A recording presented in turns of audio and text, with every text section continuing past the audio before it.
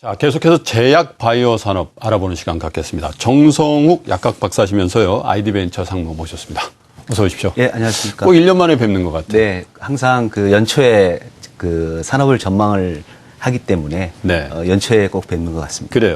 제약 바이오 하면 우리가 생각하기에는 굉장히 성장 산업이다 이렇게 생각하는 반면에 또 경기에 관련해서는 좀 방어적인 내수 위주의 산업이기도 하는 이중성을 좀 갖고 있는데 작년 한 해 동안 바이오 제약 산업 업계 쭉 한번 훑어주시죠. 2013년도 제약 산업부터 말씀을 드리면 위기가 곧 기회였던 한 해가 아니었나 그렇게 말씀드릴 수 있겠는데요. 2012년에 전면적으로 실시됐던 이제 약가 인하 정책이 제약회사의 실적을 그리고 영업이익을 이제 옥매는 이제 그러한 한 해가 됐었습니다. 그러게요. 하지만 이제 많은 제약사들이 이제 약가 인하임에도 불구하고 약가 인하 정책에 대해서 활발한 영업 활동을 통해서 크게 매출은 줄지 않았고요. 물론 이제 매출 대비 이제 영업이익은 많이 줄었습니다만 국내 제약사들이 약가 인하를 통해서 절실하게 느꼈던 것은 이제 이 좁은 국내 시장에서 영업을 하는 것보다는 해외로 진출을 할 수밖에 없겠구나. 거기에는 또 이제 그 우리나라의 그 ICT 기술이 있다고 보는데요. 직접적으로 기술이 접목된 건 아니지만 삼성이나 LG 등의 이러한 제품들이 글로벌 시장에 나가면서 우리가 만든 제품이 세계 시장에 통하는구나. 이러한 이제 그 자긍심 이런 것들이 이제 제약 산업에도 불기 시작을 했고요. 사실 우리나라는 신약은 없는 나라이지만 물론 국내 신약은 한 20개 정도 있습니다만 아직 그 해외에 진출된 신약은 없는 상황이죠. 글로벌 그 혁신 신약이 없는 상황임에도 불구하고 지금까지 그 제네릭이라고 하는 특허 만료 의약품을 개발을 하면서 값싸고 질 좋은 의약품들을 개발하는 데 있어서는 세계 최고의 수준을 갖췄다고도 생각이 듭니다. 제네릭에 관한 한. 그렇죠. 그러다 보니 이제 값싸고 질 좋은 의약품을 제3시장 또는 하물며 미국 시장에도 진출이 가능할 수가 있지 않겠느냐라는 이제 자신감이 우리 제약 산업에 이제 불기 시작을 했다고 볼 수 있겠고요. 이제 그럼에도 불구하고 이제 그 제약 산업의 그 만성적인 관행이라고 할 수 있는 이제 리베이트 사건이 작년에도 어김없이 이거는 정말 근절이 원래 안 되는 겁니까? 이거 정부에서 그렇게 단속을 해도 그냥 그렇죠. 끊이지가 않아요. 근데 이제 그 이제는 쌍벌제가 돼서 받는 사람 주는 사람 받는 사람 주는 사람 모두 이제 처벌 대상이 되고요. 그리고 이제 그 주는 제약회사의 입장으로 봤을 때는 이제 약가를 인하를 시켜버리기 때문에 더 이상 약을 팔 의미가 없어지는 거거든요. 마진 없는 약을 리베이트까지 그렇죠. 주면서까지 할 필요 없다. 예, 그렇기 때문에 이제 작년에 이제 리베이트에 대해서 이제 많은 제약사들이 이제 이건 아니구나. 이제 이런 것들이 이제 자성의 목소리들이 이제 나오기 시작을 했고요. 그다음에 이제 그러다 보니까 이제 지금 우리나라 그 보험에 등재되어 있는 그 의약품, 즉 보험 약가로 이제 소비자들이 혜택을 받을 수 있는 약의 품목수가 약 15,000가지 정도가 됩니다. 같은 성분으로 수십 가지의 이제 약이 발매가 되어 있는데요.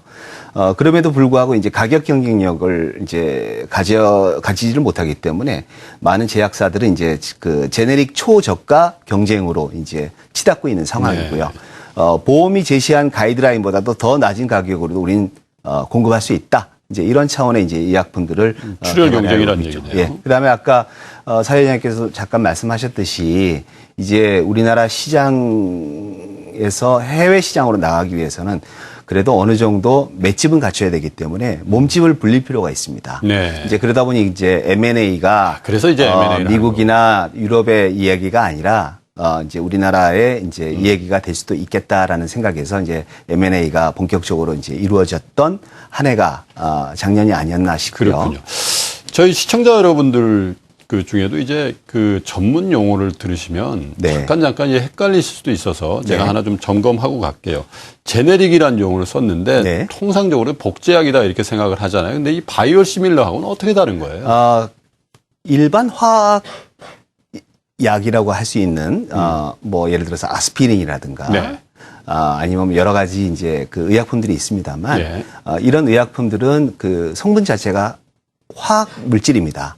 화학 물질은 똑같이 합성을 하게 되면 똑같은 결과가 나오는 똑같은 구조가 나와서 예. 구분할 수가 없을 만큼 완벽하게 똑같은 물질이 나오게 되는데요. 예. 단백질일 경우에는 이제 바이오 의약품일 경우에는 우리 몸 안에서 아미노산이 중합이 돼서 펩타이드가 되고 그 펩타이드가 더욱더 길어져서 이제 단백질이 이루어지게 되는데 네. 항체나 호르몬이나 다 단백질입니다. 그러나 단백질 포유류에 있어서는 이 단백질 자체가 종 간에 예를 들어서 사람과 동물 간에도 똑같은 단백질 구조가 가짐에도 불구하고 거기에 그 수식이라고 하는 모디피케이션이라고 하는 당들이 좀 붙습니다. 슈가이죠, 당요. 네. 그래서 다당류가 붙으면서 단백질 구조는 거의 같으나 이러한 당이 어디에 붙느냐에 따라서 유사한 구조를 갖기 때문에 우리가 유사하다라는 의미에서 similar라는 표현을 쓰게 됩니다. 그런 거군요. 예, 그래서 예를 들어 사회자님의 몸에 갖고 있는 A라는 항체하고 네. 제가 갖고 있는 A라는 항체는 거의 구조가 같을 수 있습니다만 인종 간에 예를 들어서 뭐 미국인이라든가 예. 또는 다른 종의 사람들하고는 그 항체의 구조는 단백질의 구조는 같을 조금 수 다를 수 있으나 있는데. 거기에 붙는 당들은 조금씩 다를 수가 있다고 보겠죠. 알겠습니다. 예, 그래서 similar라는 표현을 쓰고 있습니다. 그러니까 저는 사실 우리 시청자 여러분들 위해서 좀 편하게 이해하시라고 했는데 네. 깊게 들어갈수록 더 어려워지죠. 그럴 수도 있죠. 네. 알겠습니다. 대충 이제 네. 제네릭이 조금 더 만들기 쉽고 가격도 싸고 꼭 만들기가 쉽다고는 말씀드리기는 어렵지만, 예. 그 생물 동동학적으로 같은 효능 효과를 나타낼 수 네. 있다라고는 말씀드릴 수 있겠습니다. 그래요. 이제 바이오시밀러 같은 경우는 우리 셀트리온 업체가 그 오랫동안 투자를 해서 이제 네. 결과물을 막 내놓고 있는 그런 이제 복제약이 될 텐데, 자, 지금까지는 이제 지난 한 해 동안 우리 제약업계 이후로 쭉 업종 현황을 말씀해 주셨는데 또 한 축이 이제 바이오 아니겠어요? 네. 그쪽은 어땠어요? 2013년도 대한민국 바이오 산업은 정말 다사다난했던 해가 아닌가 그렇게 생각합니다. 도전과 응전이었고 여기는 다사다난이다. 네. 비슷하네요. 좋은 일이 더 많았던 것 네. 같습니다. 이제 그 대장주라고 말씀드릴 수 있는 이제 큰 형격이죠. 셀트리온. 셀트리온이 이제 네. 그 바이오시밀러를 렘시마라고 하는 레미케이드라고 하는 항체 의약품에 이제 바이오시밀러를 개발을 해서 네. 유럽 이제 의약품청으로부터 이제 EMA죠. 유럽 의약품청으로부터 이제 품목 허가를 취득을 했고요. 네. 그리고 올 초에 2014년도 얘기입니다. 뭐 준비는 2013년부터 했겠습니다만은 렘시마 이후에 이제 허주마라고 하는 예. 제2의 바이오시밀러를 한국 식품의약품안전처로부터 승인을 받았습니다. 우리 국내에서 받은 거예요. 네, 이제 해외 진출을 곧 하겠죠. 그 다음에 지금 또 그 상장 기업 중에 그 메디톡스라고 하는 회사가 네. 지금 이제 보톡스 이제 보툴리누스 톡신이라고 하는 이제 파상풍을 일으키는 균이 가지고 있는 독소를 우리가 이제 의약품화 했습니다만은 네. 그 원 개발 회사인 미국의 엘러간이라는 회사에 역으로 수출을 하게 됐습니다. 그럼 우리 회사, 우리나라 업체인 메디톡스가 다시 미국의 원 기술을 갖고 오리지널 있는 회사에게 오리지널 회사한테 로열티를 받았다 이거예요? 로열티를 이제 한꺼번에 받는 건 아니고요. 네. 보통 이제 그 계약을 해줘서 고맙습니다라고 하는 이제 마일스톤을 받고요. 네. 이제 어프론트 피라고 얘기를 하는데 그걸 받고 그 다음에 이제 판매 수량에 따라서 매출 실적 대비 이제 로열티를 받게 됩니다. 대충 그래서 규모가 어느 정도 될 것 같아요? 대략 한 3,900억 정도 어휴, 몇 년 동안이죠? 이고요. 계약 기간에 따라서 이제 그 돼 있는데 아무래도 양사 간의 계약 관계다 보니까 네. 이게 이제 그 서로 비밀 상호 유지에 의해서 그러니까 내용을 1년은 공개는 아니고 않지만 그보다 훨씬 더 긴 그렇습니다. 기간이군요. 네. 하지만 이제 규모 자체는 한 4천억 원 선의 네. 규모고요.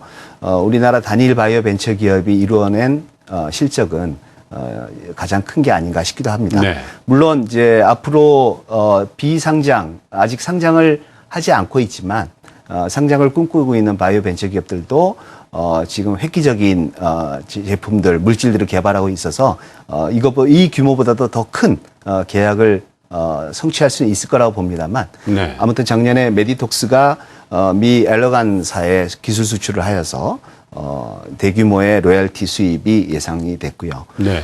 그리고 또 작년 바이오 산업을 또 하나의 특징은 우리나라 IPO 기업 공개 시장이 작년에 대단히 침체됐었습니다. 그렇죠. 총 38개 기업이 작년에 상장을 했었는데요. 그 중에 이제 바이오 기업이 비교적 많았고요. 상대적으로. 그래서 그 수익률도 다른 그 산업의 종목보다는 바이오 종목들이 훨씬 더 지금 수익률을 시장 수익률을 상회하는 걸로 그렇게 보고 있어서 아무튼 제약은 그 규제 대비 주가가 많이 오른 상황이지만 바이오 산업은 지금 그동안에 이제 쏟아부었던 R&D 비용 그다음에 투자 이제 이런 것들이 이제 가시적인 이제 성과를 나타내기 시작했던 한 해가 아니었나 그렇게 해서 제가 보기에는 2013년도에 실적으로서 바이오 산업은 앞으로 대한민국이 경쟁력 있는 하나의 그 산업 분야로서 바이오 산업을 가져간다고 했을 때 그 원년이 되지 않았나. 2013년이. 네, 그렇게 보고 있습니다. 자, 그러니까 이제 한 울타리에 있긴 이제 있는데 시작이다라고 말씀드립니다. 제약업과 이 바이오 산업이라는 게 조금 가는 길이 좀 다른 거 아닌가 그런 생각도 일견 들기도 하고 네. 또 전통적인 그 제약업종 내에서도 아까 말씀하셨고 또 우리 최주영 기자도 말씀하셨지만 서로 이제 합종 연행하면서 덩치를 좀 키우면서 조금 더 글로벌리 점프업하려는 어떤 그런 원년일 수도 있겠다 그런 생각도 그렇습니다. 듭니다. 자, 바이오 쪽에서는 한 3가지 업체에 대해서 쭉 말씀을 해주셨는데 작년 한 해 동안 이렇게 회귀해 보시면서 네. 제약 업체 중에는 특징적인 회사가 어떤 데가 있었을까요?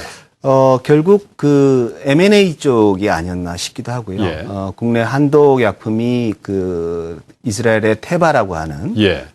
세계에서 제일 그 제네릭 시장을 제일 선점하고 있다고 하는 테바라는 회사하고 M&A가 있었었고요. 예. 그 다음에 또 국내 제약사 중에서 지금 아까 뉴스에도 나왔습니다만 이제 일동제약과 이제 녹십자의 이제 M&A 과정을 저희가 지금 지켜보고 있지 않습니까? 그렇기 때문에 앞으로 국내 상장 제약사 중에서 가장 그 이슈는 아마 M&A가 아닌가 그렇게 보고 있고요. 지금 사장님께서 말씀하셨듯이 제약업은 대단히 보수적인 업종인데요. 네. 그 일본이 가장 그 전 세계에서 가장 보수적인 나라의 하나가 아닌가 생각이 듭니다. 하지만 그 일본의 그 많은 또 산업 분야 중에서도 제약 산업이 가장 보수적이거든요. 네. 그래서 이제 심지어 그런 농담도 있습니다만은 넥타이 색깔만 보면 어느 제약 회사에 다니는지를 알 수 있다. 그 제약회사 사람들은 같은 넥타이, 같은 색깔 매르기. 그거보다도 이제 기업 문화라는 게 이제 그 일본의 제약 회사들은 보통 100년 정도 된 기업들이 많다 보니 3대째, 4대째 경영권을 이제 전승하면서 사업을 하고 있는데요. 그만큼 이제 기업의 문화가 이제 독특하게 이루어져 있기 때문에 넥타이 색을 보면 알 수 있다고 하는데 그러한 그 보수적인 제약 회사들도 3년 전, 4년 전부터 M&A가 지금 활성화되고 있거든요. 왜냐하면 이제는 합치지 않으면 죽는다. 못 살아남는다. 예, 못 살아남는다. 일본 최고의 그 제약회사가 어쩌면 동양 최고가 되겠습니다만, 다케다 약품이라고 하는. 유명하죠. 있습니다. 예, 동양 최고의 제약회사입니다만, 세계 시장에 내놓으면, 10이 바뀝니다. 그래요. 예, 그러다 보니 이제 일본도, 아무리 신약을 개발을 한들, 미국 시장에 해외 시장에 판다는 게 쉽지 않다 보니 해외 시장을 팔기 위해서는 아무래도 일본 기업들과의 M&A도 중요하지만 해외에서 영업을 잘하는 해외 기업과의 M&A도 필요하지 않겠느냐. 그래서 이제 M&A가 많이 이루어지고 있고요. 우리나라에서도 이제 이러한 그 움직임을 보건복지부에서도 잘 알고 있습니다. 예. 그래서 2013년도 작년에 우리나라 국내 로컬 제약 회사들이 해외 시장 특히 북미 시장을 진출하기 위해서 어떻게 도와주면 좋을까? 그러다 보니까 이제 그 신약 개발 R&D 비용만 지원해 주는 것보다는 실제 미국에서 물건을 잘 파는 약을 잘 파는 영업 위주의 제약회사를 인수하는 게 어떻겠느냐. 그러니까 구슬이 서말이면 뭐하냐 이거. 그렇죠. 껴야 보배지. 그렇습니다. 껴야 보물이기 때문에 보물이기 때문에 예. 그런 이제 그 해외 기업을 인수하는데 정부가 좀 도와줄게 해서 작년에 이제 보건복지부에서 출자를 해서 글로벌 제약 육성 펀드라고 하는 약 1,000억 원 규모의 조합을 펀드를 결성한 바 있습니다. 네. 보건복지부가 주도하고 있고요. 이러한 이제 그 조합은 매년 이제 1,000억 단위의 조합을 이제 만들어 나갈 거고 주로 이제 국내 제약회사들이 해외를 진출하는 데 있어서 네. 자금이 부족할 때 자금을 요청을 해서 투자를 받아서 해외에 물건을 잘 파는 회사, 제약회사를 인수해서 국내에 의약품들을 이제 역으로 수출하는 이제 그러한 좋은 결과가 나올 거라고 생각이 됩니다. 정성욱 박사께서 지금 그런 일들을 하고 계신 거죠? 저는 뭐 구체적으로는 이제 개별 비상장 바이오 기업들을 발굴을 하고 투자해서 이제 육성하는 이제 그런 일들을 하고 있고요. 궁극적으로는 이제 국내 제약 산업의 발전을 위해서 일한다고는 생각하고 있습니다. 네. 그러니까 이제 그 어떻게 보면 그 일본의 그 초대형 아시아 기준으로 보면 초대형 제약업체 얘기도 해주셨습니다만은 그럼 우리 업체들 입장에서도 사실 세계 글로벌 스탠다드로까지 갈 때까지는 굉장히 길고 험한 여정이 남아 있다 이런 얘기가 될 거 그렇죠. 아니겠습니까? 그런데도 불구하고 이 투자자들 입장에서는 그 내에서 또 골라내야 되는 숙제가 있단 말이에요. 네. 그죠? 자, 올해 그 제약업 또 바이오업 이렇게 전망해 주시면서 돋보이는 업체 몇 개를 좀 뭐 표현이 그렇습니다만 좀 골라주시면 어떨까 싶습니다. 저는 바이오 기업부터 말씀을 드리면 어쨌든 그 메디톡스가 지금 그 미국의 엘러간 회사하고 계약을 맺어서 네. 기술 수출을 하게 됐습니다만 이제 시작이라고 볼 수 있고요. 시장에서 이런 얘기도 합니다. 대한민국 여성들은 이제 보톡스 맞을 사람은 다 맞으셨다. 근데 그게 보톡스라는 게 6개월 있으면 또 없어지고 그러니까 네, 계속 그래서 맞아야 뭐 되는 거 아니에요? 어차피 그 단백질 의약품이다 보니까 이제 면역력이 생길 수도 있고요. 예. 이제 작용 기전에 따라서 좀 다릅니다만 하지만 그 전 세계 시장은 아직 그 보톡스가 시작도 안 했다고 생각이 들기 때문에 네. 저는 메디톡스를 바이오 기업으로서는 좀 관심 있게 보는 게 어떨까라는 생각이 들고요. 하기야 뭐 우리나라 분들만 맞는 건 아니고 이제 지금 곧 이제 춘제가 이제 다가옵니다만은 중국 그 요커라고 하죠. 네, 이분들이 또 오셔가지고 엄청나게 그 보톡스를 비롯해서 성형 뭐 이런 것들을 하시니까. 네, 의료 관광이죠. 예, 네. 의료 관광도 하고 최근에 보니까 뭐 그 해외의 유력한 정치인 뭐 정상급 이런 분들도 와서 네. 예, 성형 의료 관광 이런 것들을 하고 간다는 거 보니까 우리 국내에서만 뭐 이 그 시장을 생각할 건 아니다 이런 생각이 좀 들긴 해요. 네. 그 다음에 이제, 역시 그 대장주라고 할 수 있는 이제 셀트리온을 좀 잘. 근데 그 회사는 지금 어떻게 돼가고 있는 거예요? 그러니까 일단 매각한다라고 해서 지금 매각을 추진 중인 건 맞잖아요. 또 그 일부, 그 공시된 뉴스를 보시면. 예. 셀트리온 자체를 매각하지는 않고. 예. 셀트리온의 이제 계열사를 매각할 수도 있다라는 얘기도 지금 나오고 있습니다. 네. 아직 그 셀트리온의 매각에 대한 그 방향은 아직 그 셀트리온 내부에서도 잘 정립이 되어 있지 않지 않나라는 느낌도 드는데요. 결국 셀트리온은 그 바이오 기업이기도 합니다만 대규모 장치 사업이라고 할 수 있는 그 대규모 기술 집약 사업이기도 합니다. 네. 그렇기 때문에 이러한 기업들을 어렵사리 만들어서 해외 기업에 매각을 해서 주인이 바뀐다. 주인이 외국 손에 들어간다는 게 과연 우리나라 바이오 21세기 우리나라의 그 미래 바이오 한국을 가는 데 있어서 이게 네.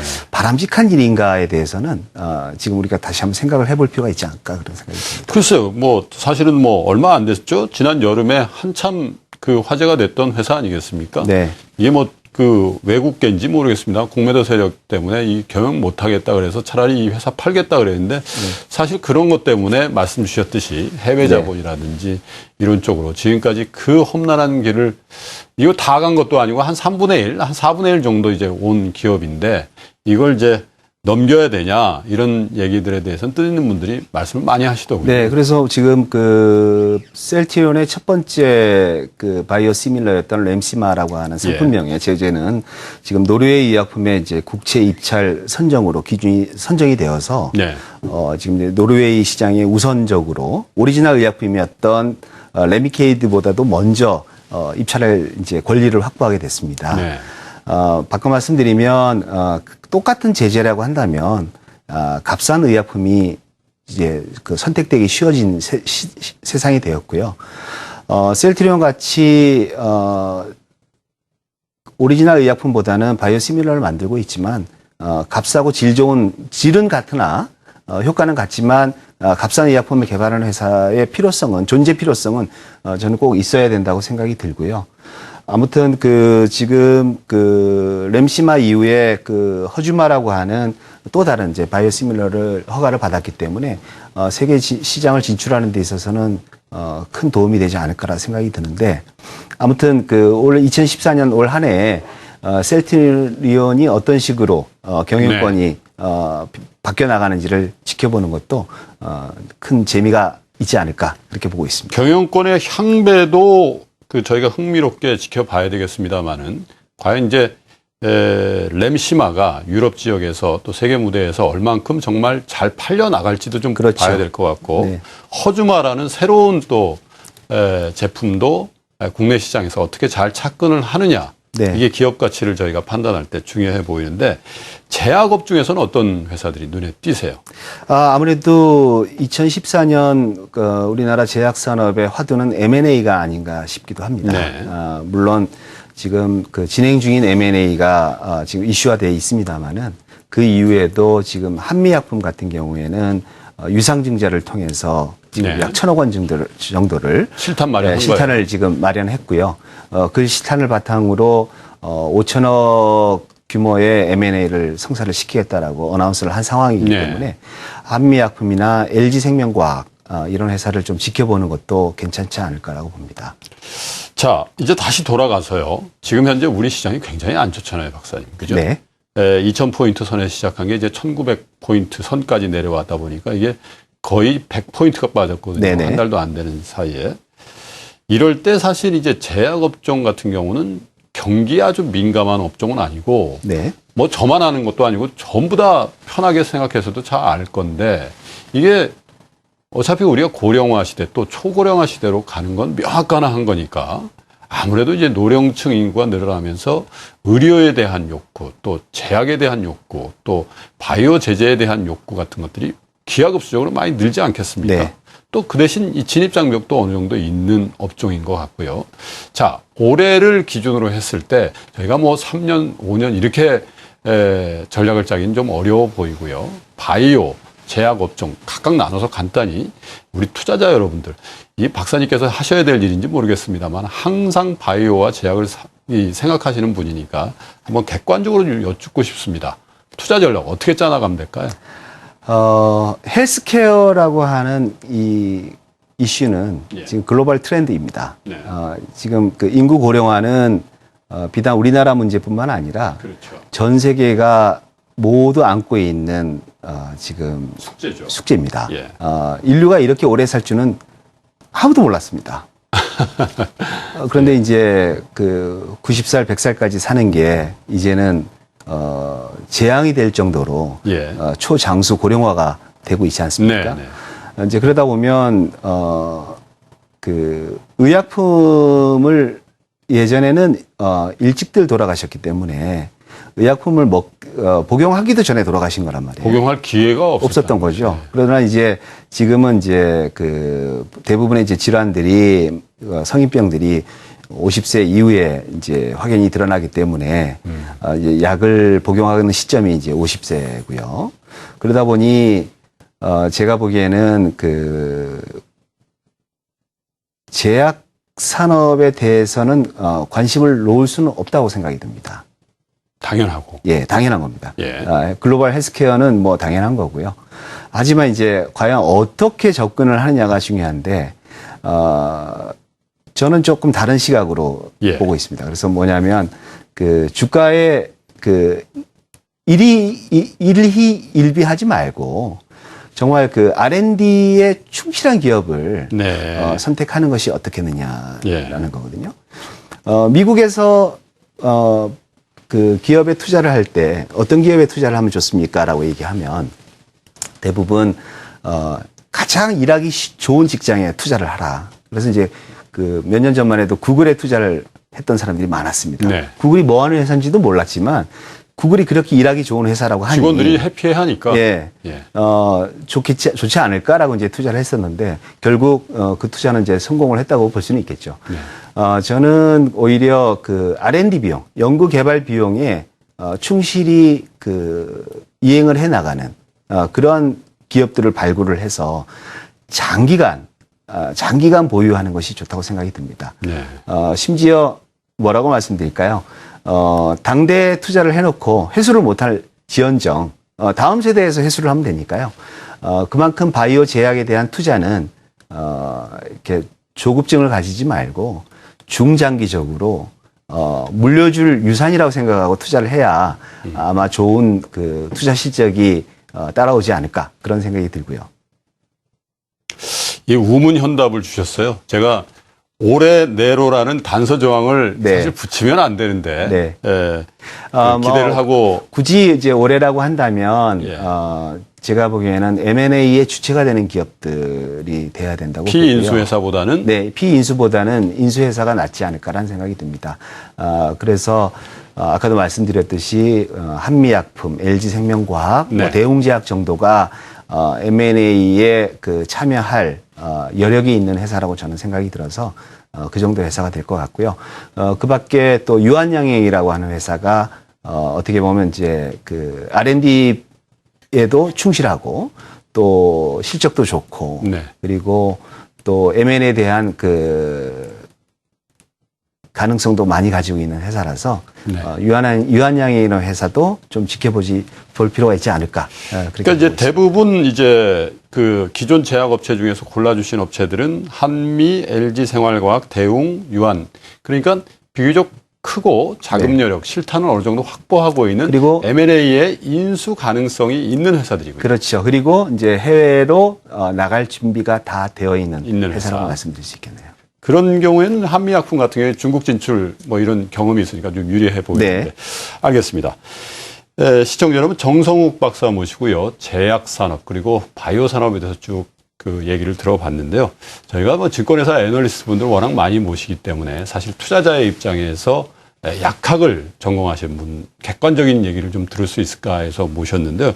역시 저희 예상대로 M&A를 할 수 있는 실탄을 가지고 있으면서도 R&D 투자가 많으면서 실적이 개선되고 있는 업체, 이걸 좀 주목하자. 그래서 상장사 중에 한미약품, LG생활건강, 대웅제약, 유한양행 이런 대형 그 제약사들을 좀 유심히 지켜봐야 된다. 이런 말씀 주셨습니다. 박사님 오늘 고맙습니다. 네.